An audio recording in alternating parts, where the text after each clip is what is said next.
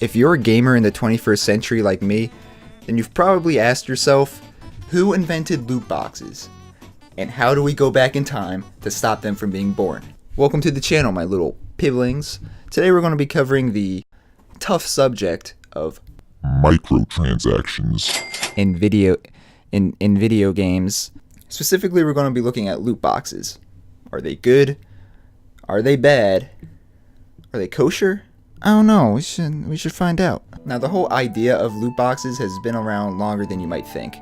If you've ever opened a pack of trading cards, then you've engaged in an act of unholy pseudo gambling. Now, the reason I call it pseudo gambling is because you always get something in return. For example, you were a really good boy this week, so your mommy took you down to the local Walmart and let you get yourself a pack of Neo Destiny Pokemon cards. Who knows what sort of slick crisps lie within this package? It could be a super awesome shining Tyranitar card. You could get a super awesome shining Tyranitar card. Oh, bro, that's sick. Oh, that's sick, bro. I'll give you my hamburger Lunchables for that. But on the other end of the spectrum, you could just get a dumb little Sunkern. You don't want a dumb little Sunkern. But guess what? The odds are, that's what you're gonna get. But hey, let's look on the bright side. Now you can go to lunch and tell all your friends that, hey, now I have 8 useless Sunkerns.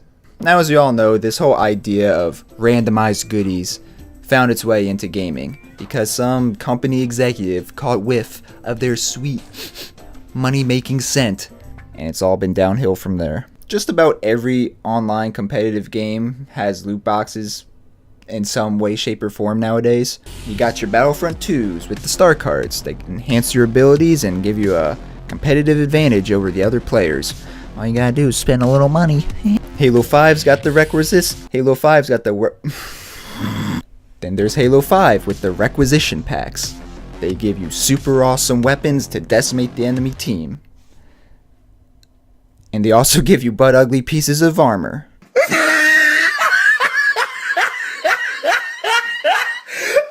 at the top of his head. Aw, and who could forget PlayerUnknown Battlegrounds, where the loot boxes serve as a distraction to make you forget the fact that this game is an unoptimized piece of garbage. Now, my first experience with loot boxes was in the game Hat Simulator 2, Team Fortress 2. You know that game I used to upload videos about like 3 years ago? Yeah. Now, if you don't know about TF2, you unlock items while playing the game, usually just weapons and jars of urine. But you can also get a crate. Now, these crates contain one of many possible items, ranging from, yes, that's okay, I guess, to total god tier. How do I open this thing? How do I open this thing, man? Whoa, whoa, whoa, whoa, little new boy. You need a key to open a crate. You need a key to open a crate. Oh, but how do you get a key? Oh, it's real simple. All you gotta do is just pay some money. So you sneak to your mom's purse, grab her credit card, go back to the computer, add funds to your Steam account, get the key, open the crate, and you get a... Ew! Hey, but I've got 20 more crates in my account, so like one of them's bound to have an unusual hat in it, right? Nope. You see, this is the problem with loot boxes. The most coveted and wanted items are always the rarest. So when you get something that's like chump status, it's just gross, you're going to want to open another one to get something better. It's a vicious and addictive cycle, and before you know it, you're as broke as a early access PC survival game. Oh, well, but what about a good example of loot boxes? Surely they're not all bad. No, I think Overwatch does them pretty well. You get yourself a loot box every time you level up, and they're completely free to open. And to sweeten the deal even more, Blizzard somehow managed to pack 4 unique items into each loot box, which is nothing short of a modern miracle. It is worth pointing out that most of the time you're going to get sprays and player icons, and those things are useless, and I don't really care about them. Now, if you want my honest opinion, only a complete idiot would spend money to open a loot box. I am a complete idiot. Okay, so I open a butt ton of Rocket League crates. Sue me. Oh, but Pibz, you're just feeding into the greedy business practices of these game publishers.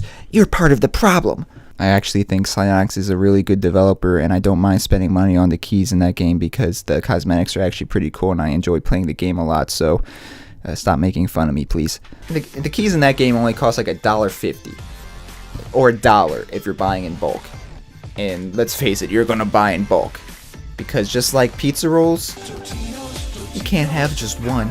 Compare that with the $2.50 price tag of a TF2 key, and all of a sudden, I just don't feel so bad about spending $20 to play dress up with my virtual car.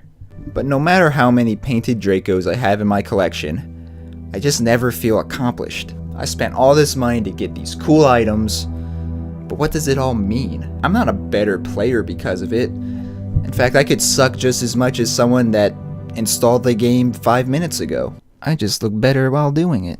Whatever happened to the days of unlocking items after hours of tireless hard work and dedication? When you saw some guy rocking the full Hayabusa with katana set in Halo 3, you weren't looking at some guy that got lucky with a requisition pack.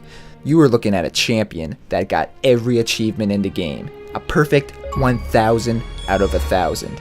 I was that champion. Do you know how good that felt? To be rewarded for all my hard work and hours put into the game? After spending so much time trying to splatter someone on lone wolves. Please compliment me. But do you know how I feel after opening a loot box? Shame. Absolute shame. Well, that wraps up today's video. I'm trying out a new video formula, as you can see. Don't know if I'm going to keep it, but, you know, sometimes you just got to throw the poop against the wall and see if it sticks. If you guys have ever opened loot boxes before, leave a comment of like how much money you've spent and how much you regret your decision. And before I forget, like and subscribe, please. Like and subscribe.